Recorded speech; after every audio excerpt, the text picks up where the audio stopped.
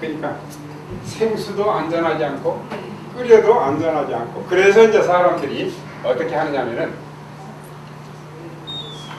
드디어 물을 걸러먹자, 물을 걸러먹자. 그래서 이제 여과수가 등장했는데, 이건 초보 상태의 여과수를 말하는데 이렇게 말하죠. 그 보통 수도꼭지에다가 간단하게 부착해서 하는 여과 시스템이죠. 이거는 전혀 도움이 안 됩니다. 그냥 기분만 좋은 거예요. TDS 테스트하기로 재보면은 그거 여과기 통과 전이나 후의 물이 똑같습니다. 똑같이. 또 그거는요, 이렇게 표현하면 되겠죠. 사람이 아주 정교하게 금속 필터를 아무리 만들어도 세균이 수십 마리가, 수백 마리가, 수십만 마리가 통과하고 맙니다. 그래서 그거는 전혀 도움이 안 됩니다. 그래서 이거는 해답이 안 되고, 그 다음에는 이온수라는 게 있어요. 전기 분해 시스템을 이용해가지고 물속에 미네랄을 분해시켜버려가지고 탈이온수로 만드는데, 이것도 꽤 좋은 물을 얻을 수 있습니다. 좋은 물을 얻을 수 있는데, 문제점은 뭐냐면은 그 이온수를 만드는 전기를 연결하는 수지상탄, 거기가 열을 받고 그러기 때문에 세균이 증식하고 세균이 늘 거기 머물러 있을 가능성이 있습니다. 그래서 이거를 해결을 못합니다. 그래서 아주 좋은 물을 얻을 수 있지만 100% 안전성이 없습니다. 그래서 이제 사람들이 무슨 생각을 하게 되느냐면,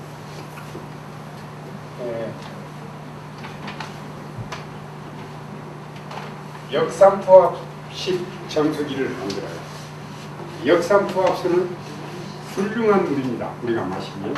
이거는 어떻게 이용하느냐면요, 피부와 같은 거를 막이라고 하는데, 막. 근데 이거를 멤브레인이라고요.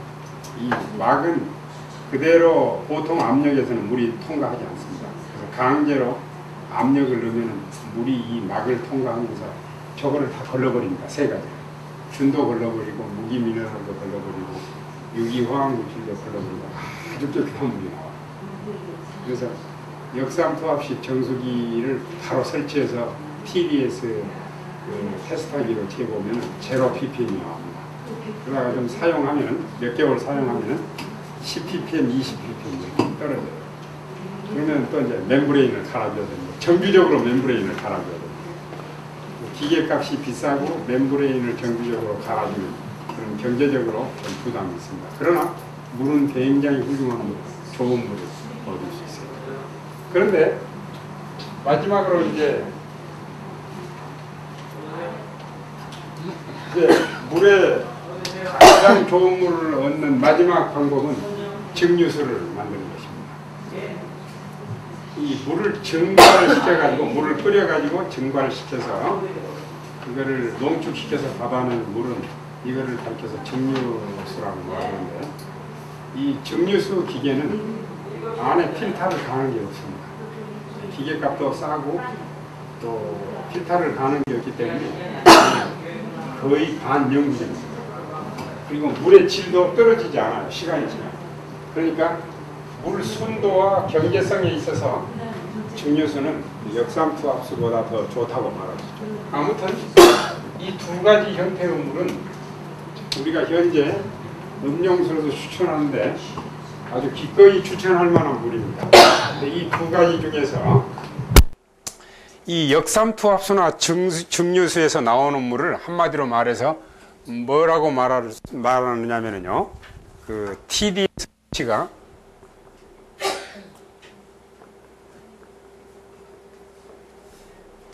수치가 낮은 물, 다른 말로 말하면은 우리가 먹기에 아무 문제가 없는 음용수라고, 연수라고 이렇게 말할 수 있어요. TDS 수치가 낮은 물. 대개 증류수는 TDS 수치가 언제나 제로를 유지합니다. 제로. 역삼투압수는 처음에는 제로를 유지하다가 나중에 10ppm, 20ppm 이렇게 올라갑니다. 그리고 현 지하수 중에서 하고 좋은 지하수, 이름난 그 약수터의 약수가 10ppm까지 나오는 물이 있습니다. 우리나라 아까 청계산 거기가 물이 대표적인 물이에요. 제가 아직 가보지는 않았는데요. 대구 근처하고 전라남도 지리산 구례 근처에 물질이 아주 좋다고 말을 들었는데 언젠가 기회가 되면은 거기를 방문해서 확인해 보려고 그렇게 해요. 그러면 이제 우리가 여기서 생각해야 될 문제가 뭐냐면 TDS 수치가 낮은 물이 음용수로서 가장 좋습니다. 근데 제가 이제 제 개인적인 얘기를 좀 여러분들한테 드리면은 이해하는 데 도움이 될 거예요. 저는 지금 현재 물리치료학과 교수입니다. 그리고 자연치료에 대해서 오랫동안 가르치고 또 환자들을 상담하고 또 자연치료 방법을 보급하고 그렇게 해왔는데 제가 환자들을 자연치료제로 이렇게 사용해서 건강을 보존하고 질병을 치료하는데 한 이렇게 지금도 저는 제 이런 자연치료에 대해서 제가 학교에서 가르치고 그래요. 그래서 저는 개인적으로 환자들을 치료하는데 증류수를 80년대 초부터 썼습니다. 환자들에게 이 증류수를 썼는데 우리 건강한 사람이 증류수를 마시는 문제에 대해서는 얼마 안 됐습니다. 제가 90년대 중반부터 건강한 사람도 증류수를 마셔야 되겠다 그런 생각을 했는데 제가 그 환자에게 증류수를 사용하게 된 주요 이유는 현재 자연치료, 즉 천연치료가 가장 발달된 나라가 미국입니다.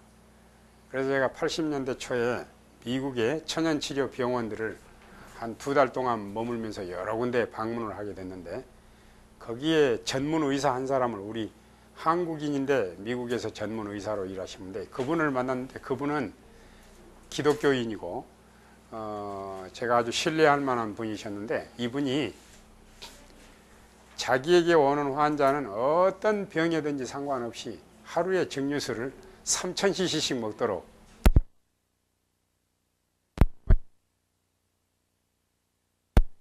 보통 우리가 7, 8컵만 마셔도 되는데 2배를 먹게 하는 거예요. 그래서 제가 상당히 거기에 대해서 관심을 많이 갖게 됐고 이런 생각을 했어요. 저 사람은 기독교인이고 또 의사고 그런데 환자들을 치료할 때 증류수를 쓴다.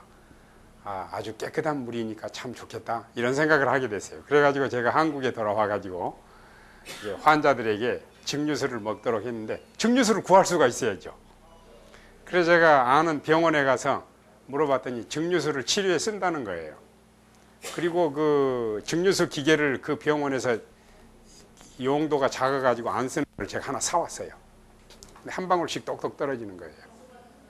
1시간이면 한 대접으로 하나 정도 받는 거예요. 근데 너무 부족하잖아요. 이 용량을 사용하는 사람은 많아지고. 그래가지고 제가 알게 된 건데 지금도 마찬가지지만 중해제약에서 병원에 납품하는 링겔 주사액 있죠.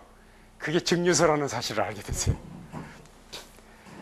근데 내가 알기로는 그거 먹으면 설사한다고 증류수 먹으면 설사한다고 그렇게 탁 하기 때문에 겁이 났지만 그게 증류수라는 걸 알고 제가 환자들에게 그거를 사 먹도록 했어요.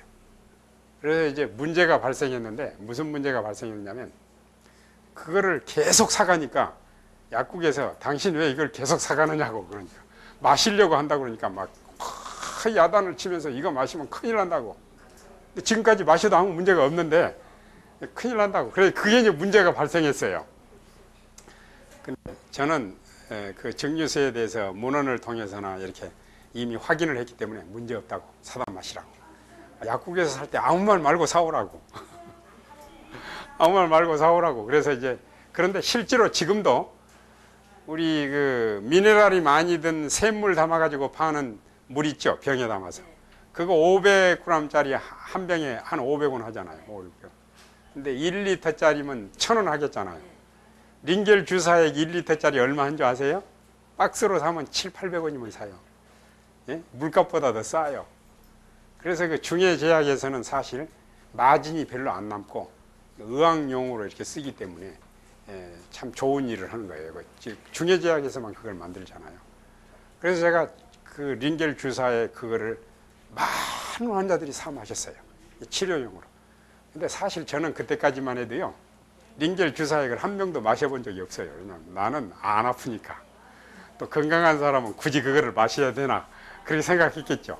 그러다가 10년 이상이 그냥 훌쩍 지나갔어요.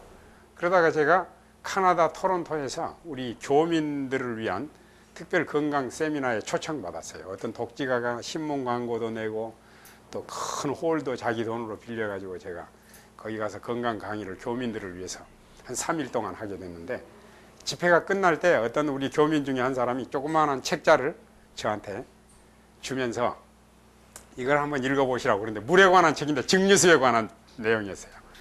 그래서 제가 이제 토론토에서 서울로 오는 기내에서 그걸 읽어보는데 너무너무 재밌어가지고 몇 차례 반복해서 읽고, 그 다음에 한국에 도착하자마자 제가 우리 대학의 실험실에는 실험하기 위해서 증류수 만드는 기계가 있거든요.